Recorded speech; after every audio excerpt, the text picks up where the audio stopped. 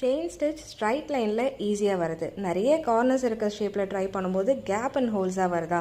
அப்போது வீடியோவை சேவ் பண்ணிவிட்டு நம்ம பேஜை ஃபாலோ பண்ணிக்கோங்க. இது லீவ் சீரீஸ் டே 2. ட்ரா பண்ணியிருக்க அவுட்லைனுக்கு மேலே ஸ்டிச்சஸ் கொடுத்துட்டே வரணும். கார்னர் கிட்ட வரும்போதெல்லாம் நீடில் டைரெக்ஷனை ஸ்ட்ரைட் பக்கமாக டேர்ன் பண்ணி ஒரு சின்ன செயின் கொடுத்துட்டு அப்புறமா அடுத்த டைரெக்ஷனுக்கு திருப்பிக்கணும்.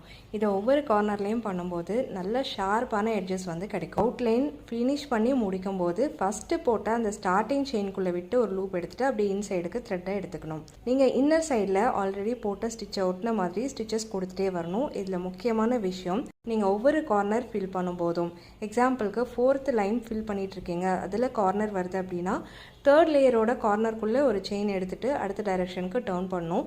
இதை 5 கார்னர்ஸுக்கும் ஒவ்வொரு லைனுக்கும் திரும்ப திரும்ப பண்ணிகிட்டே வரணும். அப்போ தான் நீட்டான ஃபினிஷிங் கிடைக்கும். நீடல் டைரெக்ஷனை ரைட் ஃபில் பண்ணும்போது லெஃப்ட்லேயும், லெஃப்ட்டு ஃபில் பண்ணும்போது ரைட்லேயும் லேஸாக ஸ்லாண்டிக் பொசிஷனில் வச்சு போட்டிங்கன்னா ரொம்பவே ஈஸியாக இருக்கும். த்ரெட்டு ரொம்ப டைட் பண்ணாமல் லைட்டாக லூஸாக ஹேண்டில் பண்ணுங்கள். ஃபில்லிங் கேப்பே இல்லாமல் வரும்.